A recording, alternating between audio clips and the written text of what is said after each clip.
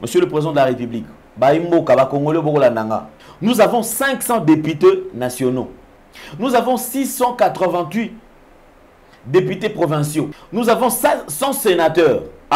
Nous avons d'abord 67 ministres. Là, ce sont les ministres nationaux. Nous avons 520 ministres provinciaux. Nous avons 26 gouverneurs et 26 vice-gouverneurs. Nous avons 145 administrateurs et 145 administrateurs adjoints. Nous avons 100 maires et 100 maires adjoints, sans compter les membres présidentiels. Surtout dans Tangi Awa. Nani o azalaka na salaire to le salaire ya $200 to $100. Na bande konyo surtout au noti kotanga awa. Par famille, ba pesa biso 2 enfants. La famille a moko parce que cette nation vous a tout donné. Je précise bien. Cette nation vous a tout donné. Bah, qui formation rapide. Parce qu'ils doivent défendre Mbongo Baliaka. Il faut pas défendre Mbongo Oyo Baliaka. Mboka oyo pesi bino nyonso tout botongi ba immeuble, botongi bosali nyonso tout. Parce qu'il y a un temps où le peuple vous donne confiance, a tchebino bisika ba nomé bino bosala musala. Tant qu'il recharger comme chef de l'État. Monsieur le Président de la République, depuis Bunagana et Koya, est-ce que vous avez eu à revoir le salaire de ces militaires qui sont en front? Ba prime na bango. Ba bazali ko kenge la moka oyo bino bozali ko voit na ba minéré na ba biloko nyonso tout. Azo touché $100. Je dis bien $100. Avez-vous pensé à ces jeunes qui se sont décidés à couper sa vie na bango? Na place to zwana ba misusu ba kende lisusu. Ba oya liboso to sali na bango nini? Ba oya liboso. Mercenaire salaire ya mercenaire koto soki 8000. Salaire ya mona mboka wazali ko kende ko bunda na fond. Tamso aller péter. Même sur ration pesa malongezo mona na te. $100. Population ko kufanzala. Bino yoka ba somme o bazali ko toucher. Misolo e belé sans compter sans tenir sans compter même ba détournement bino bazali ko sala. Bambongo ya ba détournement bozo sala. Nezaki ambongo fallait que kende na est.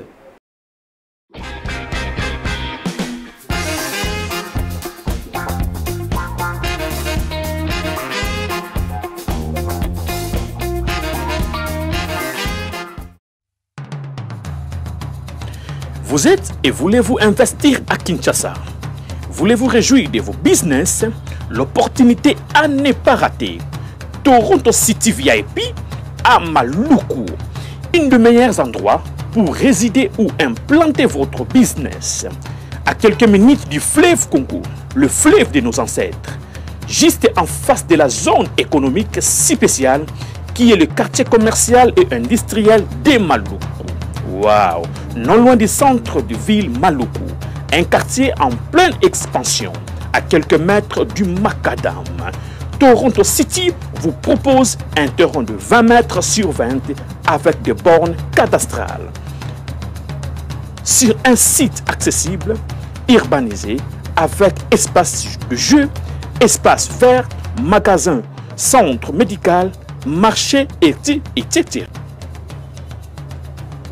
Pour tout contact, contactez Willy Mafuta au +1 90 57 30 15 40. Toronto City, waouh, les 4 qui nous réservent l'avenir de demain. Vive le Congo, vive Kinshasa. Bonjour, bonsoir mesdames et messieurs. Tout dépend de l'heure à laquelle vous nous suivez. Certains ont choisi de nous suivre, c'est vrai, pendant qu'ils sont libres. Et également les autres, ça dépend de la disponibilité de tout un chacun. Du moins, nous vous saluons tous.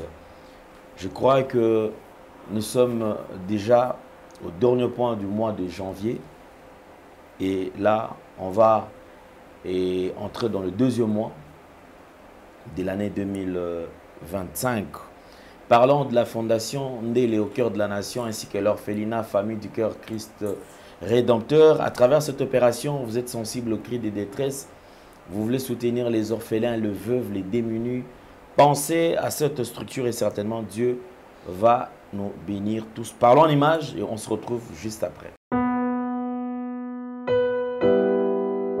Tango nyonso molinganga nazalaki komona baninganga na baboti na bango nga ba parents bazate vinanga pasi.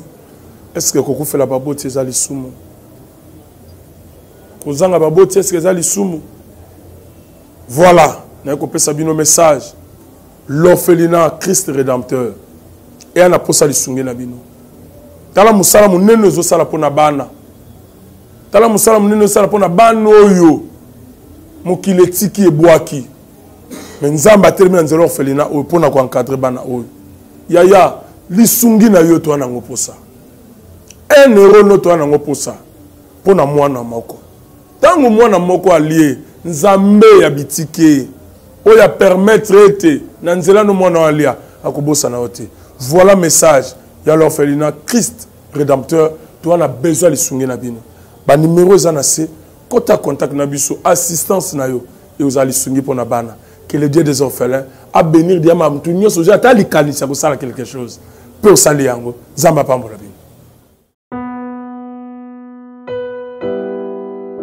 De retour sur ce plateau, nous parlons de la RDC, très chers amis téléspectateurs. Partout à travers le monde, ils sont dans la diaspora, ils sont dans la Katia Mboka Nabiso. C'est un plaisir, il y a présenter Bino émission et à l'élo. Pourquoi? Parce que l'air est grave. Je ne suis pas le seul à dire que l'air est grave. Je suivis le discours du chef de l'État attentivement. Effectivement, il a signifié que l'air est grave dans notre pays. La République démocratique du Congo est agressée par le Rwanda. Le Rwanda qui appuie le M23 pour combattre la RDC. Merci à tous les patriotes, merci à tous ces Congolais qui portent ce fardeau parce qu'effectivement nous avons constaté qu'il y a ces Congolais qui sont déterminés, qui sont prêts à donner leur vie pour cette nation. Il y a ces Congolais qui en ont marre de cette situation que nous traversons et ils se sont dit c'est maintenant ou jamais. Bravo à tous nos FRDC qui ne lâchent pas prise, qui se mettent à se battre et qui continuent toujours à défendre l'intégrité territoriale et qui se battent matin, midi, soir pour que la paix puisse être rétablie dans Nord et Sud Kivu. D'après plusieurs sources, on nous apprend que Bandeko 1-23 Bazali ko se diriger, c'est-à-dire Fandi Kakate, une partie au Bazui, au Bazali na Goma, puis une partie Bazali ko se diriger vers Sud Kivu. Et vers Sud Kivu, Baza côté à Calais. Donc Calais, ça peut-être à côté Bazali, na ville. Il y a Sud Kivu, il y a Bukavu. Bazali na 60 km. Ce que Bafandi Kimiate Bazali ko avancer. Je voudrais quand même mettre un extrait du discours du chef de l'État. Parce que c'était normal et les Congolais voulaient l'entendre parler. À la place de spéculer, à la place de Kakeno, il paraît. Il devait se prononcer, donner sa position par rapport à tout ce que nous sommes en train de vivre actuellement. Alors nous allons le suivre en extrait et on pourra revenir juste après. Mais peut-être à la fin, on pourra encore reprendre une partie ou faire la continuité de son discours suivant. Mes très chers compatriotes, en ces instants critiques pour notre nation, je m'adresse à vous avec la gravité et la solennité qu'impose la situation. L'Est de notre pays, en particulier les provinces du Nord Kivu, du Sud Kivu et de l'Ituri, fait face à une aggravation sans précédent de la situation sécuritaire. Les forces de défense du Rwanda, en soutien de leurs marionnettes du M23, poursuivent leur entreprise terroriste sur notre territoire, semant la terreur et la désolation parmi nos populations. Je partage avec vous la douleur et l'indignation face à ces attaques barbares. Ces actes ne sont pas seulement une attaque contre la République, mais une offense à l'histoire et à la dignité de notre peuple. En ces moments difficiles, je vous appelle à la résilience et surtout à la résistance. Face à cette situation, permettez-moi de vous rassurer. Une riposte vigoureuse et coordonnée contre ces terroristes et leurs parrains est en cours. Nos vaillantes forces armées de la République démocratique du Congo, symboles de courage et de patriotisme, sont pleinement mobilisées, prêtes à défendre chaque centimètre de notre territoire. Merci beaucoup, je pense que nous avons tous suivi. En tout cas, courage au chef de l'État, puisque lui qui est en train de diriger la nation, nous devons le soutenir. Parce qu'il reconnaît que l'heure est grave. Mais dans ces discours, effectivement, le chef de l'État est en train de nous demander, il demande à la jeunesse, il y a Kondima, Kobunda pour la nation Oyo. Ce discours, en principe, selon moi, c'est un discours qui devait avoir lieu bien avant les discours des chefs de l'État. C'est un discours qu'on devait déjà, je dis bien on devait déjà entendre dès la prise de la première localité. Je me rappelle lorsque cette histoire a commencé, Tolala Tolamuki Bunagana est tombé. Et on nous annonce que Bunagana est tombé entre les mains de qui? De M23. Je pense que Monsieur le Président de la République, c'était le moment où il fallait quand même faire face et décider de mettre ses ennemis de la nation hors de nos territoires. Les discours, effectivement, c'était un bon discours. Les discours, en ce qui concerne l'état de la nation, je pense que c'est un beau discours, c'est Pelatondimi. Parce que le chef de l'État qui est en train de rendre les hommages, Nabande Konabiso ba Wazalendo, o Bazali Kobunda. Nabande Konabiso ba FRDC, o Bazali Kobunda. Monsieur le Président de la République, est-ce depuis Bunagana et Koya, on pouvait dire que peut-être le salaire des militaires et au cas où Zalabongo, au cas où comprendre, bon peut-être ceux qui na kimia. Mais un pays en état de guerre, est-ce que vous avez eu à revoir le salaire de ces militaires qui sont en front? Collation na bango, ba prime na bango. Parce que je me rappelle, il y a eu un temps où la vidéo, les réseaux sociaux, ça allait permettre de tomber sur ce genre de vidéos. Où tout bako bundela ekolo, bako lela, biloko, bako lela biso awa boye, biso boye pasi. Alors que la RDC était en mesure de motiver ces gens, à la place de demander aujourd'hui qu'il y ait encore des jeunes qui vont les s'enrôler dans l'armée. Or, déjà, nous avons déjà recruté plus de jeunes. Peut-être la makam oyo to perdre ba tout ebele, mais avec ces jeunes que nous avons recrutés déjà na premier point wana, bakokai ko faire face à la place que les loto benga sous ba jeunes sous ba kende. Moi, je suis en train de réfléchir. On nous parle de mercenaires. Pendant que je suis en train de parler, si Jordan peut m'aider à me mettre des vidéos, on nous parle de mercenaires. Chers Congolais, je pense que nous devons protéger notre patrie. Oui, c'est bien. Il y a qu'à faire appel à mercenaires, il y a peut-être qu'à prêter sur main forte. Mais n'oublions pas que nous avons déjà eu des gens qui se sont décidés de donner leur vie pour cette nation. Ils n'ont jamais été enrôlés dans la armée. Bastika n'a jamais enregistré comme étant membre effectif de l'armée. Ce sont des volontaires, jeunes volontaires né bobenga bango. Ils sont venus, balobite biso tondimi to bunda.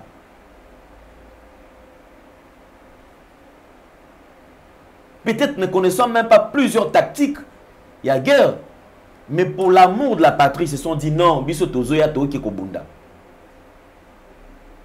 On devait commencer par prendre soin d'abord de ceux-là, Avant, il y a ça l'appel sous la bande comme sous Baya. On ne refuse pas l'appel du chef de l'État.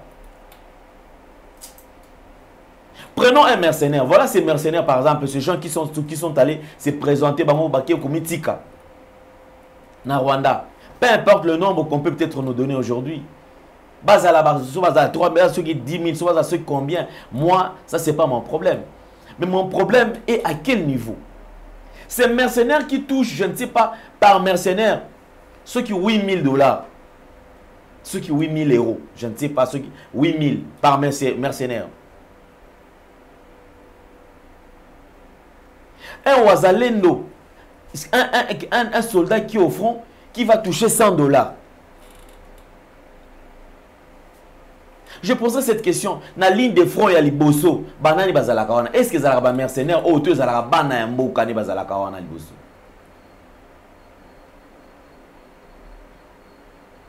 effectivement, nous sommes en train de rendre les hommages aux militaires bazali ko tenir na front. O bazali ko bunda, ba misus pe o ba perdre la vie na bango. Avez-vous pensé à ces jeunes qui se sont décidés à couper sa vie na bango? Na place to zwana no ba misusu ba kende lisusu. Ba oya liboso to sali na bango nini? Ba oya liboso. Mercenaire salaire et mercenaire koto soki 8 000. Salaire ya mona mboka ozali ko kende ko bunda na fond. Tant so aller péter. Même sur ration pesa malonge zo mona na te. 100 $.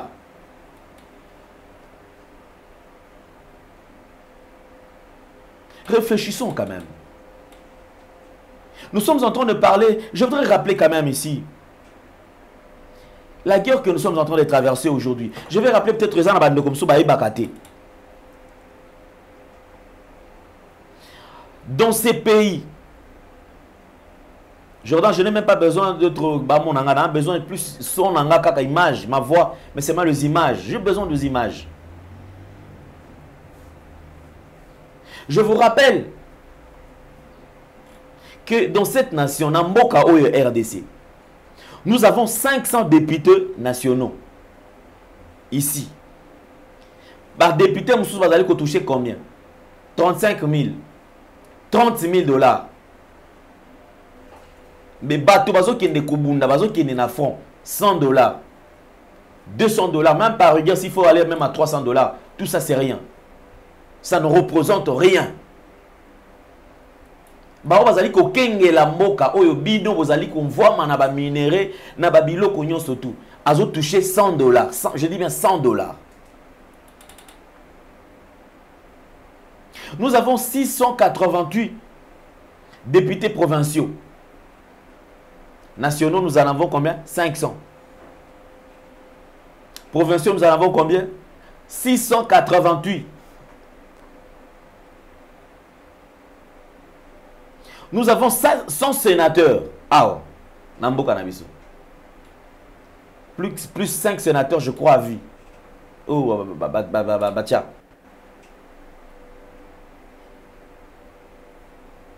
Nous avons 67 ministres. 67 ministres.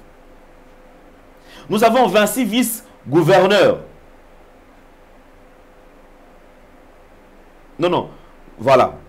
Nous avons d'abord 67 ministres.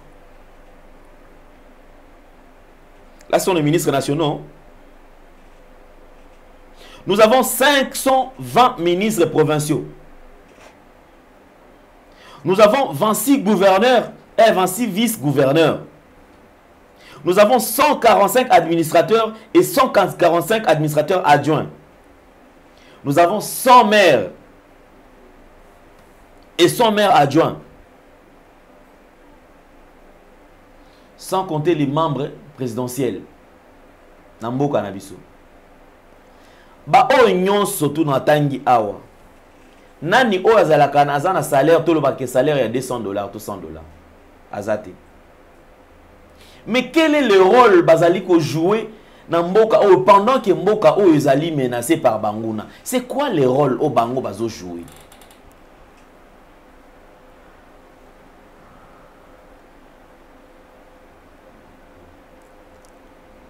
Moi, ma proposition est celle-ci. Monsieur le Président de la République, ma proposition, Baimbo Kaba Congolais Bogola Nanga, Bozola Nanga, inga proposition Nanga Yango. Na bande konyo surtout au noti kotanga aw. Bande konyo surtout na zolobela aw.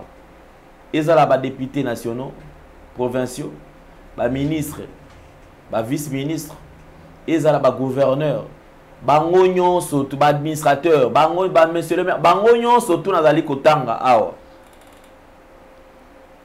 Par famille, ba pesa biso 2 enfants. La famille a comment, parce que cette nation vous a tout donné. Je précise bien. Cette nation vous a tout donné. Nation O et Pesibino Nyonso. RDC Pesibino Nyonso. Par famille, 2 enfants. On aura 5000 personnes déjà. Pas que formation rapide. Parce qu'ils doivent défendre Mbongo Baliaka. Il faut pas défendre Mbongo Oyo Baliaka. La nation vous a tout donné. Mboka we pesibino nyonso tout botongi ba immeuble, botongi bosali nyonso tout. Parce qu'il y a un temps où le peuple vous donne confiance à Tchebino Abisika ba nommé bino bosala musala. Toi qui recharger comme chef de l'État. Tous ceux qui bouffent ba tout bazali kolia. Bino nyonso tout bokende bokota. Je dis bien beau kende beau quota, peut beau avancer. Moi, c'est tout ce que je peux vous dire en ce qui concerne la partie Oyo-Tozanayango. Ça va faire 5000 personnes. Je dis 2 enfants par famille. Vous avez la famille nombreuse, la famille zébélé, vous avez une par-ci par-là. Vous avez mi balé. Le chef de l'État qui est en train d'encourager, effectivement, ils rendre hommage à Baloazalendo, à FRDC, population.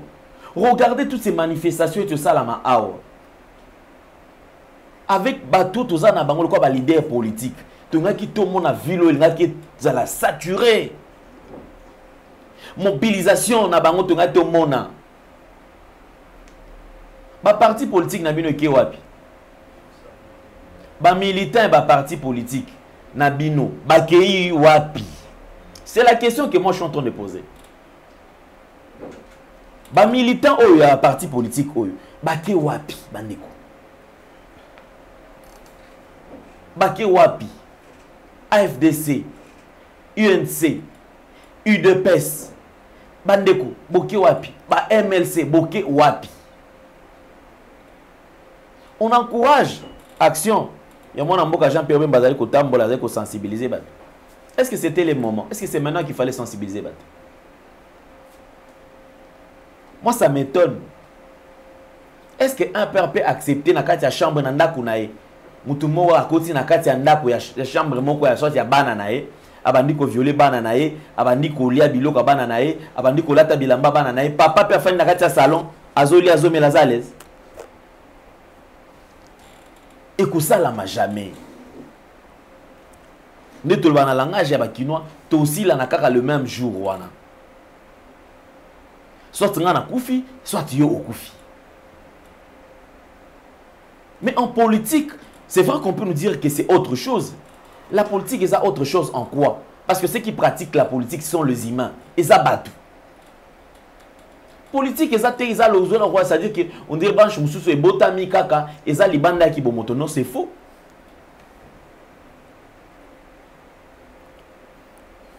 C'est juste une partie ba tiena kati ya moto ya penser ba lobite ezala boy.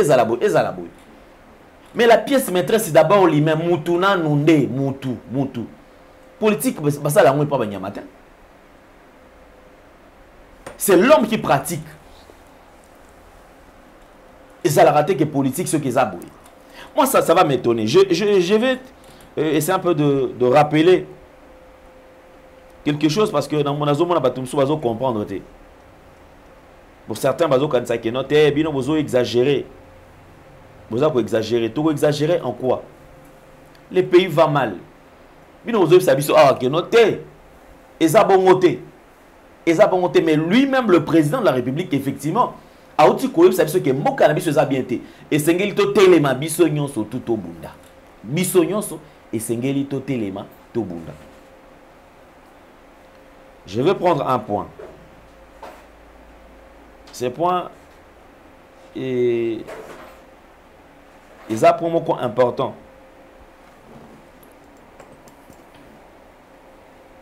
Qui pourra nous aider encore à réfléchir? J'ai vu les gens en train de parler à il y a Ville ya Goma. Bande ko bazolo ba kenon ote de tozaboye Ville ya Goma, effectivement ils a tombé té, ils a boyé. Les gens nous parlent de la ville de Goma, mais peut-être bah Ville ya Goma té. On va essayer un peu de tracer quand même la ville de Goma. La ville de Goma que vous voyez ici, est-ce qu'on nous propose cela en image?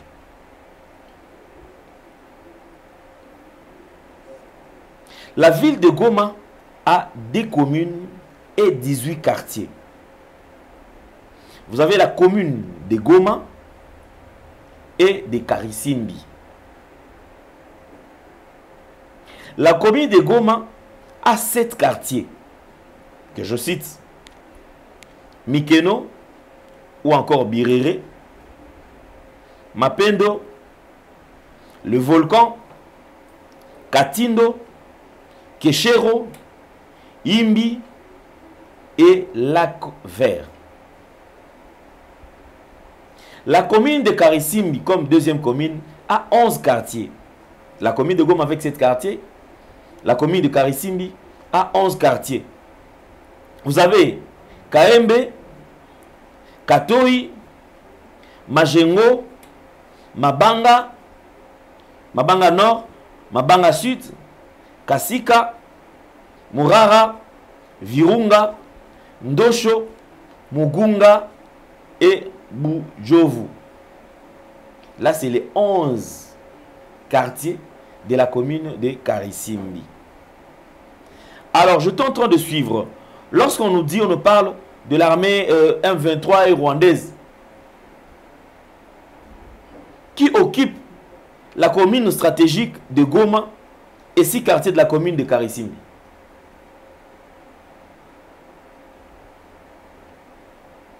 Alors, s'il faut parler dans ce sens-là, ça veut dire que le 1-23 et l'armée rwandaise occupent 13 quartiers dans lesquels se trouve l'aéroport, le port de Goma et ce qui représente plus de 80% d'espace de la ville.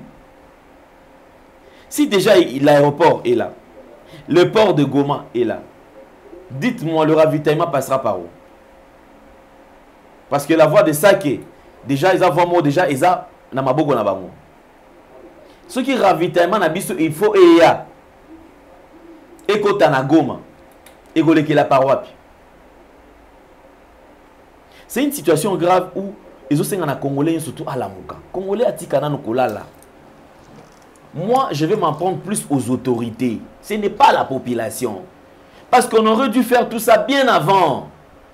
Aussitôt, Bazaka Kanabunaga Nawana, il y a des voies où il faut servir Batou. Bakende, et les tactiques, Bakota, Babimba, déloger Bango.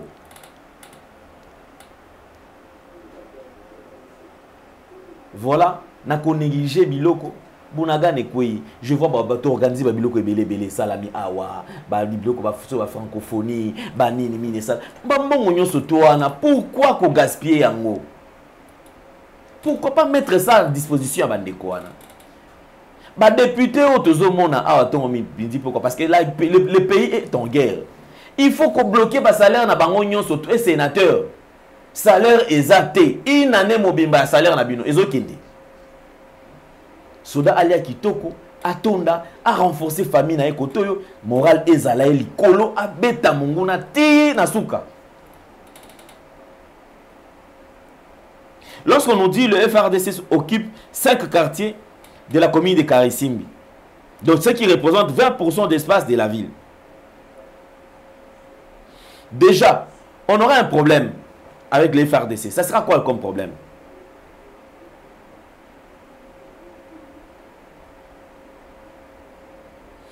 Ils auront un problème de ravitaillement. Or, s'ils ont un problème de ravitaillement, bah arme côté la wapi. Ration na bango et côté la wapi. Et si l'autre cas occupe déjà 83% de la ville de Goma, et les coins stratégiques, parce que les coins stratégiques, nous sommes les alliés qui permettent que Moutakoki Kokota a ravitaillé, si que ce coin stratégique, nous surtout, ils sont bloqués par le 1-23. Regardez la situation difficile auquel tu allez exposer Imboka, Mapinga Nabiso. Parce qu'en fin de compte, ils vont se dire, on ne sait pas pourquoi. Et on ne sait pas pour quelle fin. Et s'il faut se battre, est-ce que avons-nous suffisamment matériel et ça la kebiso to bundanango? Est-ce que tout ça suffisamment équipé? Est-ce que tokolia parce que balbaka libu mweza nzala et yo karaté ventre affamé?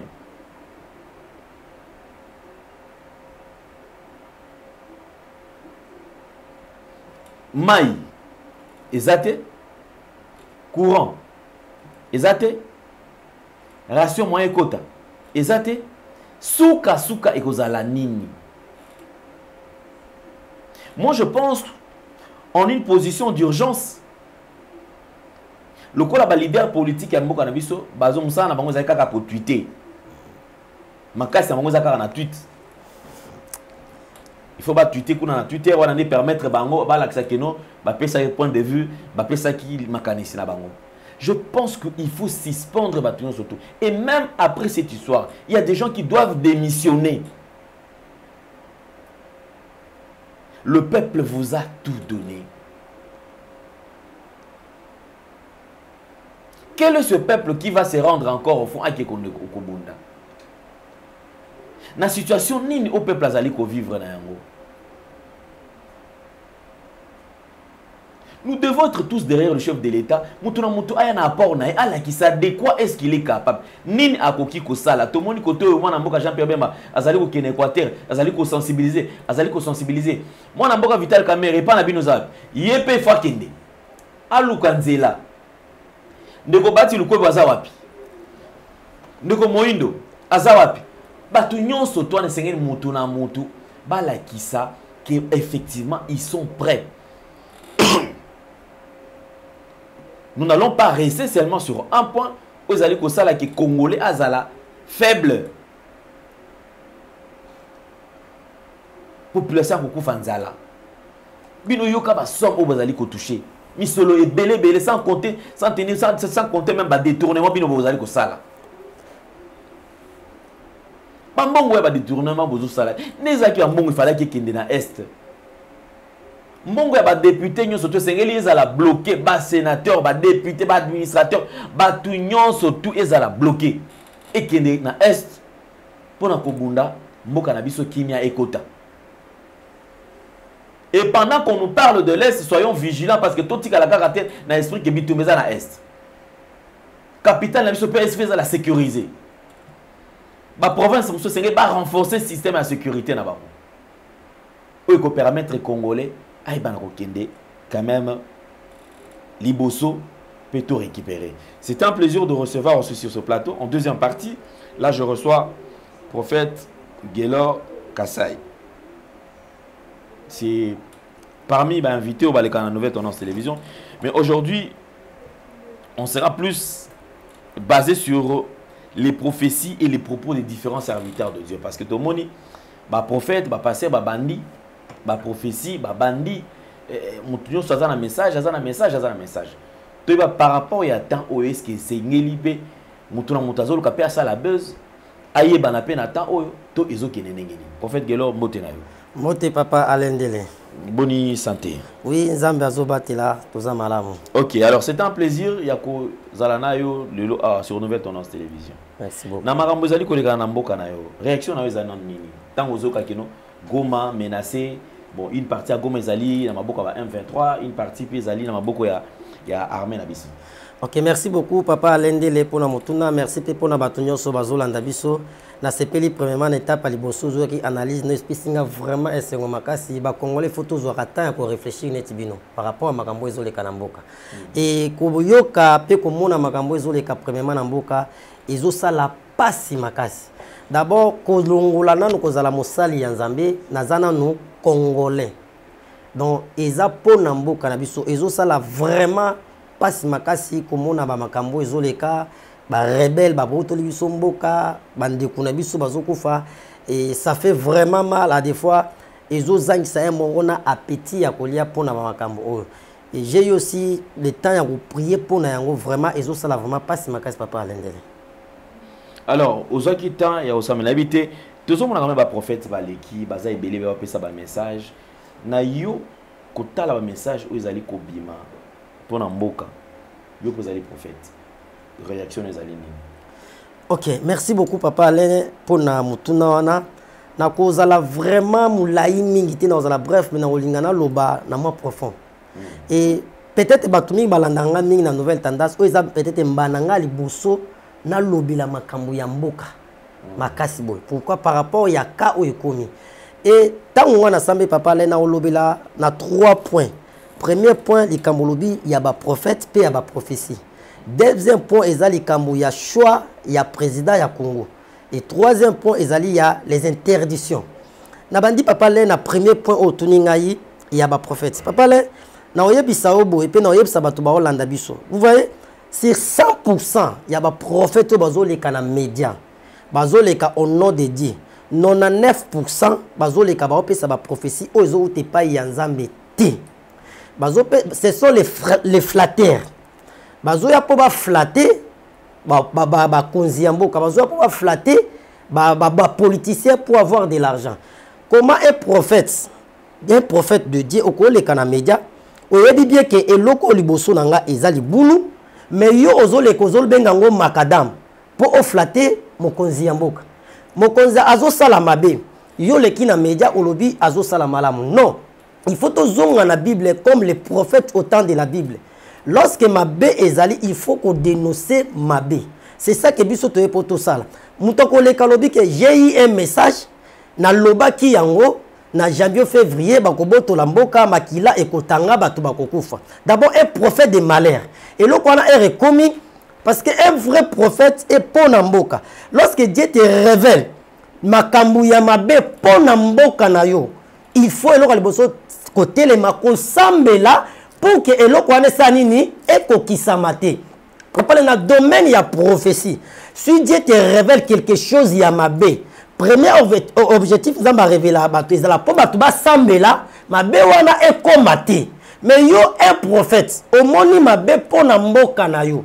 Olo sambela ozoluka toujours audience na mokonzi ya mboka. Pour pesa yeba orientation. Yo po sambela po na mboka na yo Mabé ezalate, il faut nécessairement okutana mokonzi ya mboka. Non. Et ce qui est un message au temps de la Bible, aucun prophète a un message pour la nation ou bien pour le roi et c'est un audience pour le roi. Parce que Dieu donne la vision et donne la provision. Lorsque Zambé a dit Moïse auprès de Pharaon pour libérer Israël, Moïse a besoin de l'audience de Pharaon. Parce que comme il y a un message venant de la part de Dieu pour délivrer son peuple, Moïse a dit pas à Pharaon. Pharaon a été na moment wana azaki facilité. Je crois pas que Fati a l'équipe Pharaon na moment wana na puissance. Non, mais Moïse est allé et a comment appelé ça message pas Pharaon, Zambalobi tika libérer peuple na yeba qui ne ko servir. Mais bino ba prophète bo le kana média a tout le temps bozoluka audience na président de la République pour passer un message ya mboka, pour passer une orientation. Mais Zambe o ya pesa bino message. Le même Dieu là, il est incapable pour na kuta ça na Fati. Moi j'ai toujours dit ça Papa Alendele. Le jour où on a les médias, on a dit que Zamba peut signer un message uniquement pour la Fati, pour la Mboka. J'aurais pas besoin d'audience. Moi, je suis place à l'écart. Si un message Zamba a touché à hôtel, parce que c'est le message de Dieu. Mais le lot, le prophète est belé baleki, et bazolukande bambongo na bango. C'est ça, papa. Et ça va prophétie, vous n'êtes pas un zambéti.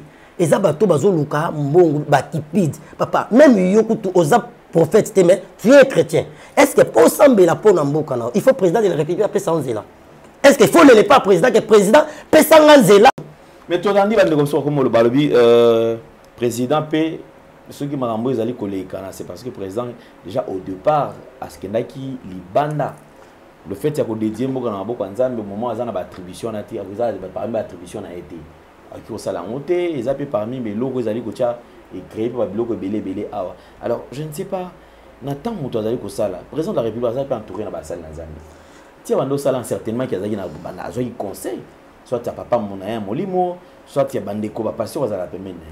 OK papa le merci beaucoup pour la question ana ezali eloko na lobaki deuxième point na nga ya choix d'abord papa le parce que likambo et l'Obama mingi banda élection salamaka ya tour liboso ba so ba lobi ke président Fati aza président o nzambe atindi pour la délivrance à Congo ba so ba lobi ke eza yete siko par rapport ya choix pour boyeba que c'est lui o nzambe atinda ou ce n'est pas lui eza par rapport ya parcours na ye na kati ya choix le loko lobi ya ko dédier mboka. Parce que dans mon temps, ils ont vraiment milité, tout ça va vexer, tout va t'entendre. Ce botani na 1 Samuel, chapitre 10, le verset 1er. Et ce sont les prophètes, nde bazaki ko kende ko wendre ba roi. Awa bi bezotal sabiso parce que bana Israël lorsque babimaki na Égypte, bazaki na ba roi te. Bato bazako kam mboka ezalaki ba juge. Mais bana Israël ko la ba sepela ki na ba nation sunde bazaki na ba roi, ba sengi Nzambe apesa bango pe roi. Nzambe atindi siko Samuel pour awendre sikoyo Saoul, premier roi en Israël. Et Saoul a qui awendre roi. Et c'est-à-dire bakonzi ya mboka si réellement par rapport à la question au tuninga. Bible bina 2 Chroniques chapitre 20 le verset 20, confiez-vous à l'Éternel votre Dieu et vous serez affermis. Et à ses serviteurs prophètes vous réussirez. Et zalaki musala na yeti. Et moi j'ai dit et je reconfirme. On le dit bien que aza entouré la basali nzambe toyo kaka. Papa, il faut que tu aies la vérité. Ce que c'est que pour la vérité, moi j'assume et j'accepte. Au moins, basali nzambe mingi oyo ba entouré le président de la République. Ba sunga kaete. Baza ba flatter. Na olobana papa na ya molimo que je respecte papa Ola Dalo. Après ça combien de messages na mboka oyo kokisa matin. Les mêmes lui là papa na ya molimo aloba na mboko que élection est salamate. Élection est salama. Hier on a kaka aloba que avant élection, il y aura quelqu'un à ozala na chaise roulante. Tilelo ata candidat moko azata paralysé te.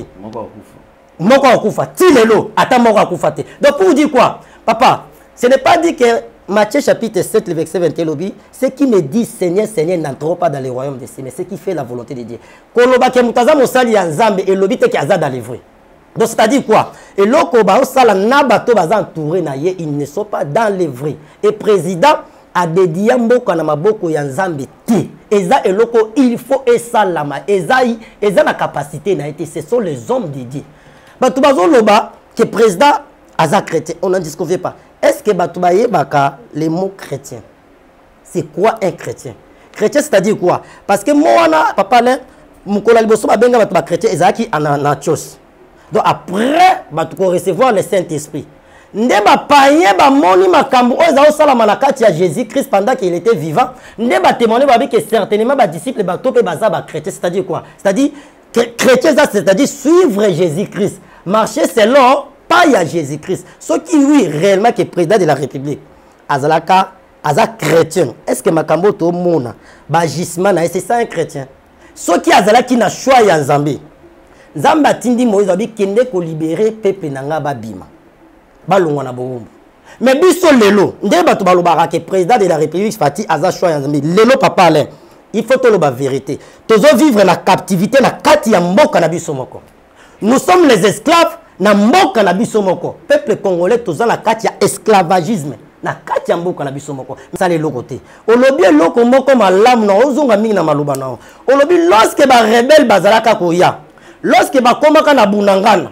Toza ko yoka ngo biso nyonso ke bazoya po bakoma tina Goma. Bazo avancer. Parce que le président de la République azwa ki ba résolution nini pour empêcher batouana bakoma na Goma te. Avandi. Est-ce que Moutoyo Nzambe a tiré pour délivrer peuple naïm? A quoi agir des présidents Zosala? Les lots sont longues dans le domaine spirituel. Quand la choix ya président. Surtout qu'il na soit na ndenge ya Kibomoto nde to vivre na Congo. Tozo vivre en fer. Hier, j'ai posé la question à Ndako, tout ça qui a manioc comme combien? C'est 300 000 francs congolais. Donc, plus de 100 $. Un sac, il y a manioc. Donc, c'est-à-dire, tozo vivre na grâce parce que souffrance est ma casse. Les lots dollars est 28 500. Même président Azoko kako stabiliser même to ya dollar te. Na Congo, ndé na lobby, pourquoi na lobby que to vivre na katia boumbo? Toza na courant o ya biso moko barrage ya Inga Chaba. Ils ont le deuxième barrage le plus puissant au monde. On a l'électricité. Après, il y a Chine. Ils ont après la Chine. Mais les autres, ils ont la courante dans le Congo. Les pays voisins, ils ont la courante dans le Bisso. Ils sont stables dans le courant. Ils ont la raté. Ils ont la maïté. Ils ont la zélaté. Tout embouteillage. Bon, si on a dit que le président a battu pour le peuple congolais. En quoi? Ça a déjà 7 ans de mandat. Or, moi, je me souviens en 97, lorsque Kabila le père à Kota. Avant sa stabilité, Mboka on a vu ça dans moins de 2 ans. Sur la bonne sanité. Pourquoi? Parce que à côté qui la vie, il y a social, il y a Mboka. Dans Mboka la vie, surtout on a un terrain et bel vite. Le gouvernement a coquille que Zouambongo a tié, sali babilanga, loni fufu masangu, vie et comme une facilité. Mais tout ça, bazo sala ngote. Les mêmes présidents bato balobi que aza chrétien, aza muto pour kangola Mboka. Papa, les mêmes yon na chaîne na yobo état que patron ya chaîne. Ce qu'on a dit que mutu moko travailler na ye. Ayibaka, azo yiba ba matériel, azo yiba biloko ya chaîne na yo okolongola ye. Pourquoi? Parce que azo détruire musala na yo. Mais soit comique, ozo tika mutu wana soit oza complice, soit oyebi pourquoi ozo tika ye. Avant président Fati Akota Kabila.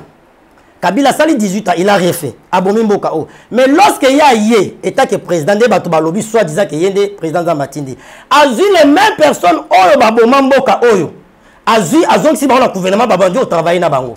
Mouto déjà aboma Mboka kala, mouto banda ko yiba. Zozongi si et pozo c'est pas ça, ni pas continuer ko yiba. C'est que yo pozo lingango ba yiba. Okangi mouto tie soit na kasho ki yiba ki, mais obimisi ozongi si na poste. C'est-à-dire ozo ko accepter yango. L'élo na Congo na lobby de to vivre en fer. Atie gratuité à classe, atie gratuité à maternité. Ngana to va na ngalema yoza na cité kuna biso to za na mbuti. To pembeni. Atie gratuité net ngana tambo na mbuti na moni ata école moko ya l'état te. Ata école moko ya l'état zate pour inscrire. Donc c'est-à-dire to tie ba na école privée. Or un lobby gratuité, c'est une bonne chose, mais au Kotongi combien des écoles état que président. Or, avant on loba gratuité, et c'est qui otonga école na ba quoi presque nyonso ya mboka. Après on lançait gratuité. On tient gratuité en maternité. Mutazala ni tekinkole na maluku. Abota gratuité, il faut ya tina ngalema. Pour na maluku na hôpital ya l'été zate. Tia longwaka na maluku. Na passe abota tia comme na ngalema na nzela nini? Abota na nzela. Donc vous comprenez, même tout ce que le président Azo Sala, ils ont pour intérêt à PPT. Je me souviens na discours il y a président de la République. Alobaka ceux qui n'a commis président de la République.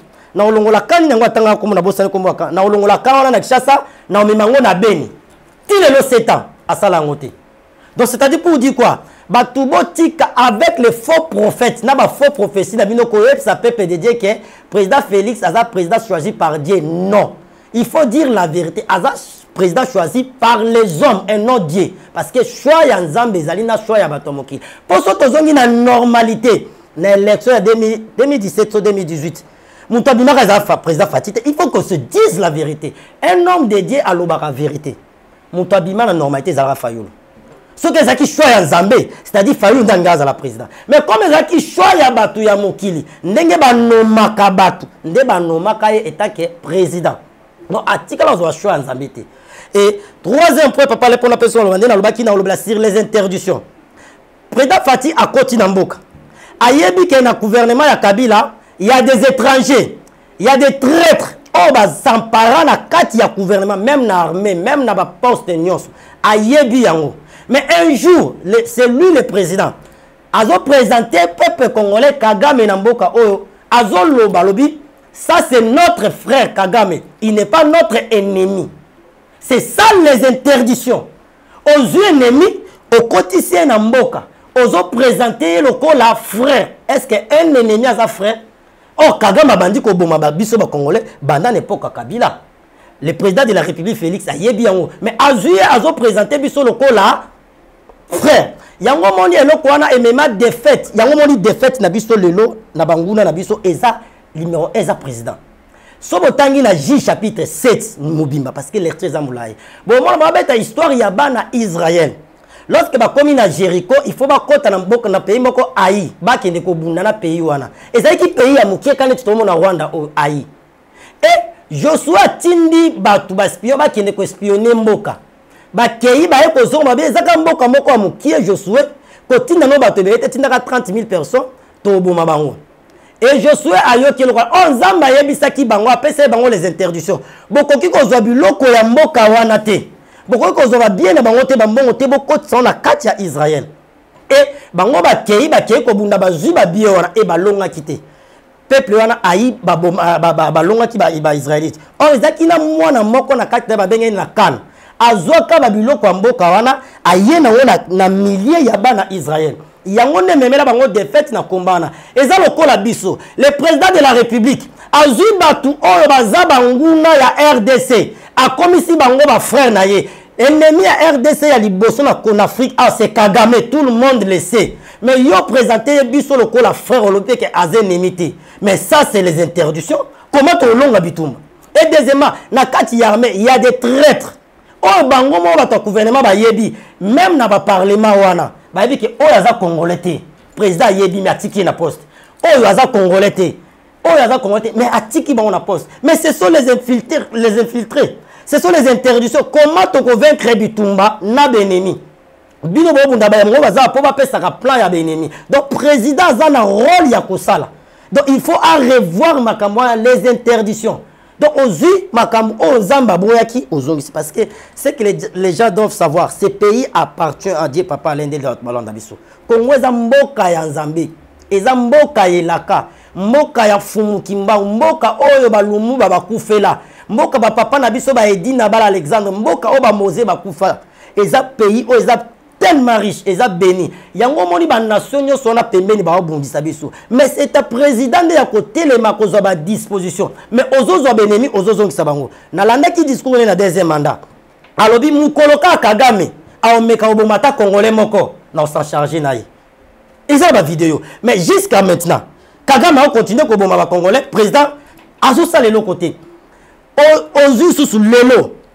Ba soda o ba obunda. Tout le monde a ba vidéo, ça fait mal. Mutawabu na fo azana loko oliate.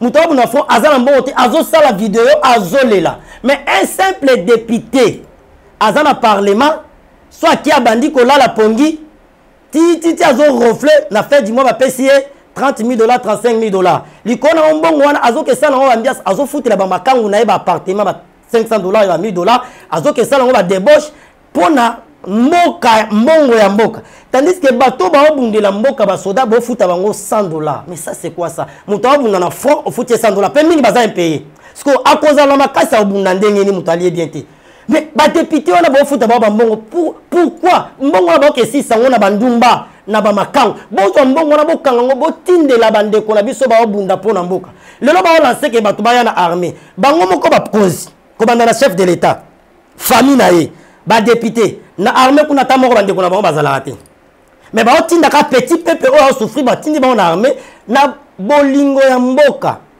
bana mboka ba accepter to kende ko bunda pona mboka bango ba famille na bango ba olia mbongo ba ki ba poto ba otanga ba poto baza très à l'air mais kuna bato ba okufa bazo sécuriser bango te après mutu moko oya a telemi alobi ke le président Fati aza président a outé panza mais non botika ba faux professionnel soki bozo luka mbongo ba flatter Dieu va vous frapper tant auto commis et ça tant il faut dire la vérité na peuple de Dieu tant auto commis et ça il faut que la vérité na peuple congolais parce que mboka ezo kende mabe lelo bakangi déjà goma bazoya on ne sait jamais mais bino bozo na ba prophétie ya koloba ke président Fati aza président choisi par Dieu qui vous a dit ça président Fati aza président azomboka kabana nzambe te et ça musala na été ba sali ya nzambe nde il faut bakabamboka na nzambe il faut aluka parce que c'est lui le garant de la nation il faut aluka ba sali ya nzambe ya bien parce que même ba sali o ya zoka mukolo o ba de diambo ke pa nzambe ce sont les occultistes ba ningi wana nzamba bwaka ba Saoul il faut le vrai homme de Dieu, semble la mboka oyo. Et lui-même, le président de la République, il doit demander pardon à Dieu par rapport à tout ce qui est à sali, par rapport à tout ce qui a assumé ma responsabilité n'a été pour le nom qui l'a ya congolais etanga. La Bible dit dans le livre de Genèse, les sangs crient lorsque Caïn aboumaki Abel, Nzambe physiquement zalaki wanate, mais spirituellement j'ai été là. Nzamba yoki aepsi Caïn alobi, les sangs de ton frère crient. Papa mokonzi yamboka. Makila ya ba congolais ezoganga. Makila ya ba congolais ezoganga. Eko ganga wana ba cri wana ekomi na matoyi ya Nzambe. Ba cri wana ekomi na matoyi ya Nzambe. Sala keba notre président zonga lukelo Nzambe senga bolimbisi. Luka moeba zomboka oba pesa ngona maboko ya Nzambe. Ko santetete ko landa te ba flatter ba tout autour na yo ba olia mbongo. Kolanda te bato ba oganga na media ba lobano ke Nzambe nde mutatinda ba lobano ke Nzambe azana yo. Faites attention. Nous parlons de la part de Dieu et tozolo ba vérité. Donc c'est un peu ça papa là, yango na lobi mboka ezana maboko ya Nzambe te. Akaba mboka na maboko ya Nzambe te. D'accord, merci beaucoup. Je crois que tozu point de vue na yo. Alors à chaque fois qu'on reçoit un invité, tout ce qu'il y a quelques minutes, il y a koeba ko communiquer, penser au atambol lango. Et surtout les contacts, comment est-ce que tu ça la prendre en contact naïe. Merci beaucoup. Ok, merci beaucoup papa pour la parole, merci pour la batunya so bazola nabiso et tozolo bela mingi point moza tellement sensible au touché ba congolais nyonso. On a marre. Tous en a passé ce qui tozolo ba boizalika parce que Nzamba zo pesa biso makasi ya koloba. Tonito partager thème moko. Bien aimé. Thème nabiso ezali cherchez la face du Seigneur. Bible zolo balobi, venez à moi et je reviendrai à vous. Na moment oyo, biso peuple congolais, biso bana Nzambe, biso ba konzi mboka, tozonga na maboko ya Nzambe. Tozonga na maboko ya Nzambe avec sincérité. Je me relis la parole de Dieu. Nous sommes dans le livre de 2 Chroniques, chapitre 7, le verset 15, le verset 14 à 15. La Bible dit ceci: si mon peuple sur qui est invoqué mon nom, simili, prie et cherche ma face, s'il se détourne de ses mauvaises voies, je l'exaucerai des cieux, je lui pardonnerai son péché et je guérirai son pays. Parole du Seigneur. 2 Chroniques 7, verset 14. La Bible dit, si mon peuple sur qui simili invoque mon nom, je l'exaucerai. Bien aimé, tout ça là appel naba Nzambe. Tout ça là appel naba congolais. Tout ça là appel naba konzi ya mboka. To lukelongi ya Nzambe. To zonga na se makolo ya Nzambe. To mikitisa. La Bible dit l'orgueil précède la chute. To zonga na makolo ya Nzambe. To senga mawa na Nzambe. Ko banda na ba konzi ya mboka. To senga mawa na Nzambe. To similie na se makolo ya Nzambe. Et la Bible dit ce qui te similie na makolo ya Nzambe. To tikinze lawana ya mabe. Nzambe akoyinza biso, Nzambe akokangola mboka. Le pays ezokende mabe. C'est à nous ya kozoba responsabilité. Basali ya Nzambe, bana ya Nzambe, bakonzi ya mboka, to sambela. To smikitisa na maboko ya Nzambe. Parce que mboka bakaba ngo na Satan. Le diable est en train d'agir. Bien aimé, notre secours et qu'on outa notre premier pas bato mokilité. Notre secours est qu'on outa pas ya Nzambe. Et Bible lobby, tant nyonso peuple moko, bazalaki ko se confier totalement dans Nzambe pour na bitumba. Nzamba bazalaki ko longisa bango. Peuple congolais, bakonzi ya mboka, les autorités, to zonga na se ya makolo ya Nzambe. To similie, to singa mawa na Nzambe, to tangisi makila ya ba congolais. To trahir mboka oyo à cause ya bien ya mokili oyo, à cause de l'argent, à cause de la matière première, to teki mboka, to teki ba peuple congolais, to teki ba vie ya batu. Oh, to luka Nzambe, to mikitisa. Les politiciens, bon bomi batu ebele, bon tangisi makila ya batu pour avoir de l'argent. Oh, la Bible dit, à quoi sert le nombre de gagner tous ces mots si personnels? Et après avoir réussi tout ce que vous avez, et après la mort, vous irez où? Vous irez où? Pour les seigneurs mokili oya tamukie. Bon dimi ko sacrifier toute la nation. Pour la bisengo oya mokili atamuke. Bon dimi ko sacrifier bande kolabino. Bon dimi ko livrer bande kolabino pour vous gagner babia mokili oyo. Vous êtes là boyo kabiso. On a kati ya politique. Yondem peut-être aux traître. Aux côtés sabanguna na mboka. Aux ozo teka mboka. Pour la bien na yo. N'oublie pas, la Bible dit c'est que l'homme aura semé, il les moissonnera. Aujourd'hui, tu reines, reine et silaka. Nayebi batu ba bengama ba konzi, ba leka. Ba bengama ba député, ba ministre, ba leka. Et ça même na ba konzi, sous ba ministre, na taya mobutu lelo ba tika la par terre. Yo kasi yo tika l'éternellement. Mouton tika l'éternellement la via aux alatés. Mbongo et silaka. À quoi sert?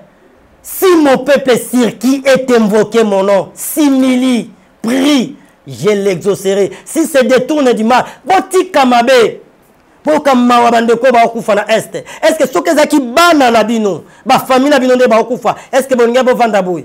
Aujourd'hui, c'est là bazana, ba vandi silence. Il ne parle rien. Ataboboyi, mais Nzambe oyo, apesa biso mabele au Congo. Ce pays nous appartient. Bamboka Oyo, ba Rwandais, n'a pas invité notre pays. En 1880, RDC exista. Rwanda Zalaka n'a noté. En 1880, ceux qui connaissent l'histoire, RDC Zala, mais Rwanda Zalate. Donc pour dire que ma belle, oh, bango ba ouele là, eza bangote eza abiso. To senga kangote. To senga te to zala ba Congolais. C'est Dieu qui nous a créé les Congolais. To telema pour nous kobundi les koulou. Et Nzambe, Dieu est tellement juste. Nabitumba oyo, malamu mabele o bango ba wele la, eza na ngambo na bango, nde ba olonga. Mais ce que za biso ba Congolais, justice en Nzambe ekusala. Biso, makasi na biso eze pa Nzambe, ba konzi, tozonga na se ya makolo Nzambe. Botika bato ba oflate bino. Que oza Nzambe, oko resi, oko sala boye, changer constitution tika la éternellement. Non. Zongisa Nzambe luke longia Nzambe mikitisa pesa Nzambe place na mboka oyo Nzambe otombola yo totelema totika sentiment mboka eza bien te pendant que biso misusu na vie tozolia bandeko ba okufa ce sont nos frères ce sont nos sœurs lelo Nzambe msuba tikali ba orphelin ba orpheline bazo violer ba maman na biso. Oh quelle douleur, quelle douleur, quelle douleur. Bakozi bovandi botika bango bakota ti wapi? Pourquoi vous laissez nos ennemis? Toujours vivre na mboka na biso moto ko ba umbu. Si mon peuple circule est invoqué mon nom. Ezali kambu ya peuple congolais nyonso. Ah on a lancé appel les apôtres na likambo religion te. Ozala chrétien, musulman, kimbangiste, catholique nani, c'est notre nation. Les intérêts en boka naba combattant bozali banda mboka, ça c'est notre nation. Bozala bamboka bapa un jour vous en avez besoin mboka na bino. Même vos enfants vous en avez besoin mboka na bino. Totelema pona ko bundela mboka oyo. Nzambe akosunga. Nzambe akosunga et c'est notre nation. Tango ekoki totika banguna te. Basali ya Nzambe totika na toujours un autre prophétie okobala, okobota, okobonga, okozwambongo pour gagner toujours de l'argent. Non, totelema. Bozo pe bambongo ngo ebele, qu'est-ce que vous faites avec cet argent? Botonga pe bekolte, ba université te bozo pe na entreprise te pour que ba frère et église même ba sœur basala. Vous voulez tout que ya kaka na bino, kosenga mbongo ernyos na église. Botika na makambu wana. Bolemba mbongo te pourquoi les hommes de Dieu? Pourquoi bolemba mbongo te? Bon, jusqu'à quand? Bon, depuis le peuple de Tikan, même bon, qu'ils ont qui m'appellent, bon, ça n'a pas au 3 offrandes dans l'église. Non, trop c'est trop. Tout élément. C'est notre nation. Tout Sambila. Et ce pays appartient à Dieu. Zambia Osunga. Notre numéro c'est plus 243 85 41 59 230. Plus 243 85 41 59 230. Donc ba o bazana posa ba kota na contact nanga pona prière to sambela ailongo Nzambe Osunga soki Nzambe asungi biso toza toujours na moi. Je reviendrai encore ici pour parler la prophétie à Simon Kimbangu. Oh ya loba pona mboka oh. Je reviendrai ici, je parlerai sur ça. Nzambe apambola bino zo émission partagée. Bo sambela pona biso, je sais que après cette émission nous serons toujours menacés parce que mboka o balinga la vérité te. Balingi bato bazo flatter pour bango ba se plana bango. Moi je ne suis pas un homme de Dieu, nazara flatteur te. Et je ne sers pas Dieu pour gagner de l'argent. Je sers Dieu pour accomplir ma mission sur la terre. Ce sengi pour la vérité, je dirai la vérité. Ce sengi de mourir pour la vérité, je suis prêt de mourir pour la vérité. Na rote kabonzambe pour l'argent te. Yango moni lelo. Pourquoi les politiciens vont bon la mettre? Parce que ça bisoka basala nzambe mususu. To pesi ba mutu makasi. Mutu asala mabe ozo pesi prophétie que yo comme président. Mutu asala mabe azoyi bozo pesi prophétie que yo za mutu mnene. Nzamba zana yo. Awo bongo la motema ndeni. Tandis que yemo ka yebi que professeur pesa azana kacha mabe. Azo mela makila, azo sacrifier bato. Mais yo zo kumisa ye. Yango monto komisi bato en crédit basala nzambe to zonga. Nzambe apambola bino, partager émission. Nzamba pambola papa na biso, Gédéon kuna na sima ya caméra. Nzamba pambola papa kuna na machine. Nzamba pambola batu nyonso ba travailler na nouvelle tendance. Nzambe apambola bino soki Yesu Christ azongite tokomona na prier aussi pour moi. Merci Banakin, bana monde entier. Merci bien-être. Sougala café, logo. Logo na mêlé logo mais logo est amabé. Il y a bien pour na panne technique mais ko sale la on ndenga mabete sale la ngo pour na mama. Ba célibataire to lingi bino ate. So maka boma mukolo bala. Pourtant mzo ba produire ngo soute. Merci bien-être yango yo. Lukango benga ndeko nanga alendele ye mutu ayebi esika ko fournir yo autant que tu veux $35 et zebele na kati. Sobo melika moko de joga bien. Be moroïde banini tout ça. Bilialia, vanda musala banini et réparer yo système ya break et réparer yo pe fonctionnement. Fonctionnement ya break de break donc et pe son fonctionnement ya bien. To comme ba congolais toujours gagner ba match. On ça va défaite, va pas technique en plein match, c'est pas bon. Zongela et loko. Ngala c'est éviter de dire surtout ba pasteur, bodingo mela boyawa. Bobenga pena alendele na numéro na ye pour bobenga pour bozo loko. C'est important. Traitement poison anti-poison yango yo. Ne ba mususu meli yango avant kende obima. O melango. Ça des jours ata bateli loko. Moi cuire mon corps c'est bon. Oyope anti-poison. Donc ce ko ata ezala kati et longolango. Alendele mikolo somme. N'habité mindele yango ba pese biloko ba udia. Po biloko yango bendeza solo mikolo ba tchaka poison à toi famille te à toi problème na mututé jalousie car do ba produit yango na anti-poison oyope anti-poison. Donc benga alendele à partir na ye ayibindeni oya ozwango. Nzambe nanga pambola bino mi batela mboke komi biete bato bakomi na jalousie oyo tozo comprendre desute bana mike bazo kufa mikolo bazo kufa baotiana bana bébé ba poisson. Donc toujours zala nanti na ndenga na nga na ndako c'est bon. Que Dieu vous bénisse. Bien-aimés dans le Seigneur, shalom. À vous qui ont un grand cœur. Bino bao mitema nzamba pesa bino mitema malamu. Mitema kosunga. Fondation Alendele na orphelinat Christ Rédempteur bana posa na bino. Bana posa lisungi na bino. Bano baboti bakenda. Bano bazala moya kotanga te. Bato bana besoin lisungi. Bino bato wala mitema malamu. To na posa ya lisungi na bino na orphelinat Christ Rédempteur la Katia Fondation Alendele. Kanise loko. Eza yondolo bakie. Ozanzambe ya bana bitike. Yo mokolo bakie. Osungaka basi bakufela mibali. Pona nini pasi ya boye onzambe. Ils ont besoin de vous, de votre pain, de votre bouteille d'eau, de votre soutien. Et ça serait une bénédiction pour vous et pour votre famille. Que Dieu vous bénisse.